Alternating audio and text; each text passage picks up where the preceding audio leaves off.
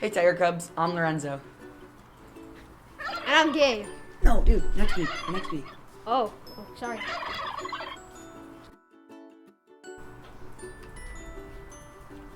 Welcome to this episode of Tiger Cub News. We'll be your hosts for another 7th grade Takeover show.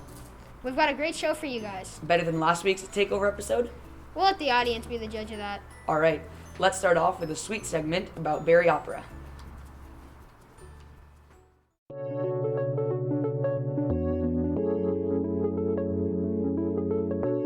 Hi, today we're going to Barry Opera. I'm your host, Violet Garcia. In case you didn't know, Barry Opera is a bakery right here in South Pasadena, only a few blocks away from the South Pasadena Middle School. Let's go take a look at its desserts. From macaroons to red velvet cakes, croissants to iced tea, Barry Opera has everything.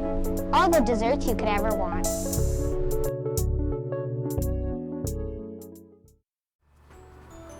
Looks delicious.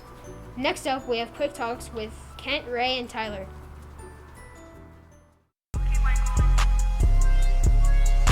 Alright, so what's your name? My name is Jude. Alright, so how do you feel about the fall dance? I'm excited for it and I'm ready to go. Alright, that's cool. How do you feel about the whipple fall tournament? I got out first round. I was on We Are Farmers. We lost 5-3. Oh, that's cool. Yeah. Well then, nice to meet you. So what's your name? I'm Sean. Alright, Sean. So how do you feel about the fall dance? Good. Alright. Seems fun. Alright, that's cool. How do you feel about the whipple fall tournament? It looks actually really cool. I think I'm gonna go soon. Oh, have you been to any of the previous games? No. Alright, that's good to know. Thanks. Alright, so what's your name? Sri and Saha. Alright, how do you feel about the fall dance? I'm genuinely excited about it. I'm going. Alright, Yeah. that's cool. How do you feel about the whipple fall tournament? I think it's like nice to have that kind of stuff. I couldn't participate because I forgot to sign up. But other than that, it's good. Alright, well thank you for sharing.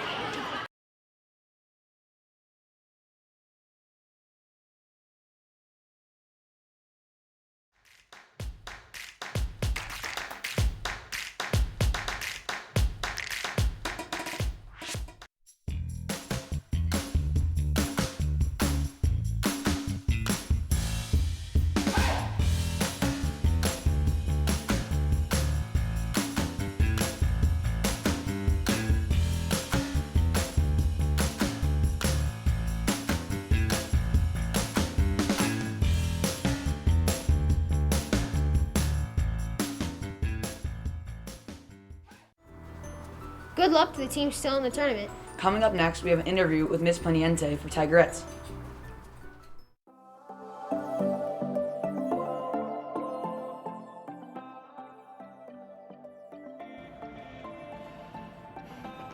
So I wanted to start with Tigerettes because I was a new teacher to the campus and I wanted to find a way that I could get involved and get to know a lot of the students.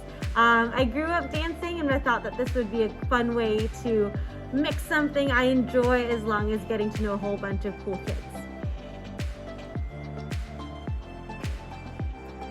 So there are a lot of cheers that are passed down in Tigerettes. There's about 3 that every Tigerettes knows regardless of when they came to South Pasadena Middle School.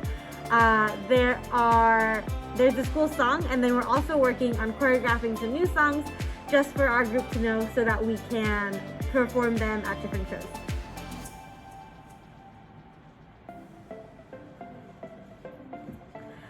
It's not necessarily challenging for these students. They are pros and they have so much fun learning the different dances, and I'm really proud of them.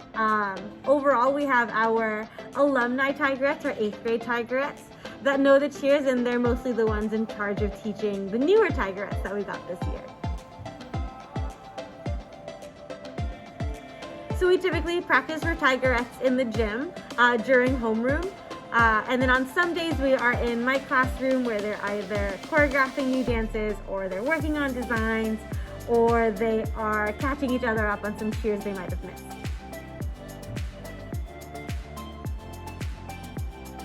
The biggest challenge with Tigerettes this year is working around COVID. All of the cool things we usually do, like Disneyland and all the Christmas parades, were canceled this year. So it's more of a matter of finding places where we can perform that's safe for our students and safe for the people watching.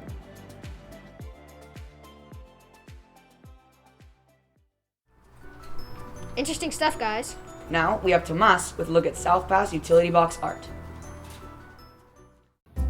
Have you ever wondered how these got here? Yeah, me neither, but I'm going to tell you anyway. Alright, so in 2015, SPAR came together with South Pasadena to turn the plain old electric boxes scattered throughout town into beautiful works of art. Oh. These utility boxes, painted by local artists, vary in style. I see. With many showcasing themes specific to South Pasadena, such as the animals, culture, buildings, and much, much more. These boxes capture the spirit of South Pasadena's unique history and remarkable culture.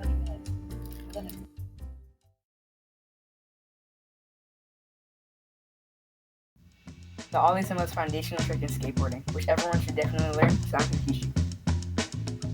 The ollie is 3 steps: pop, slide, and jump.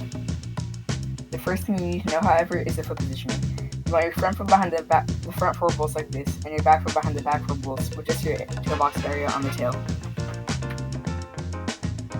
For the pop, you want to put both feet on the board and just practice going up and down, progressively getting faster.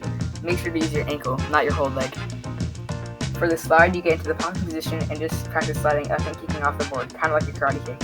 You also want to make sure to use the top of your shoe, not the sole.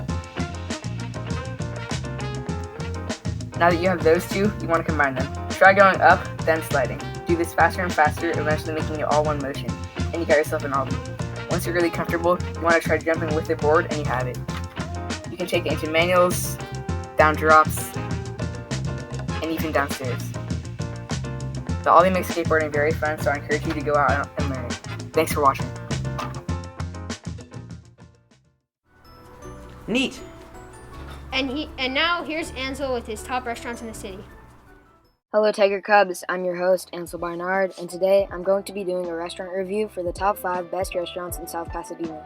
Some of these restaurants are fan favorites from South Pass Middle School, as well as some of my favorites. For number 5, we have Blaze Pizza. The food is great as you can choose what toppings you want. The wait isn't too long either. I give it a solid 8 out of 10 as I don't have many other dishes. For number 4, we have Poke Salad Bar. They serve great food as well as having a variety of dishes. Watch out for the spicy tuna. I give it another 8 out of 10. For number 3, we have High Life. The food is great as well as having nice outdoor seating. I give it a 9 out of 10 as sometimes the wait can be long. For number 2, we have Tomato Pie. They have a collection of tasty dishes including pizza and garlic knots. Both are fantastic. And finally, for number 1, we have Gus's Barbecue. Some of the best food in South Pasadena as well as having tasty dishes and great sides. I highly recommend going to any of these restaurants.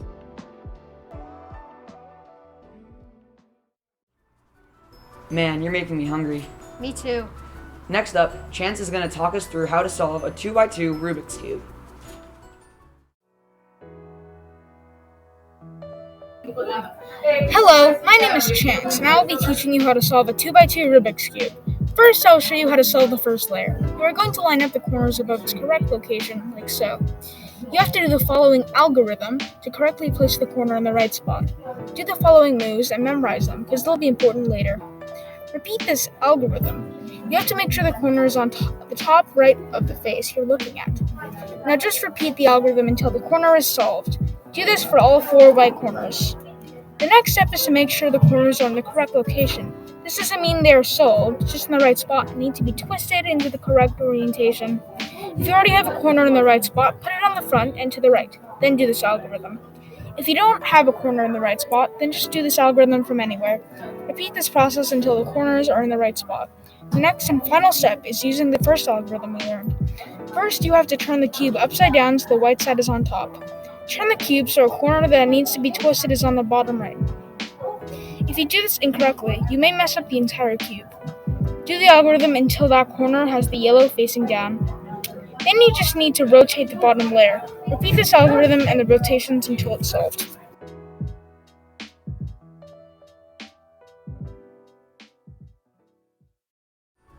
Cool. Coming up next, we have News Minute with Gabe and Christian.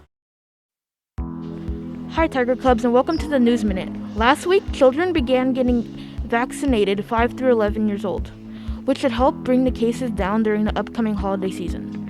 Here in California, much of the state is experiencing a drought and emergency, and all residents are being asked to cut down water consumption by at least 15%. Considering how hot and dry it is right now, we should all be conserving water whenever possible. In tech news, YouTube announced that they will be hiding the dislike count on each video. And finally, make sure to be checking out Tiger Cub News Channel as we will be doing a live broadcast on the wiffle ball final. Thanks for watching, Tiger Cubs. See you next time.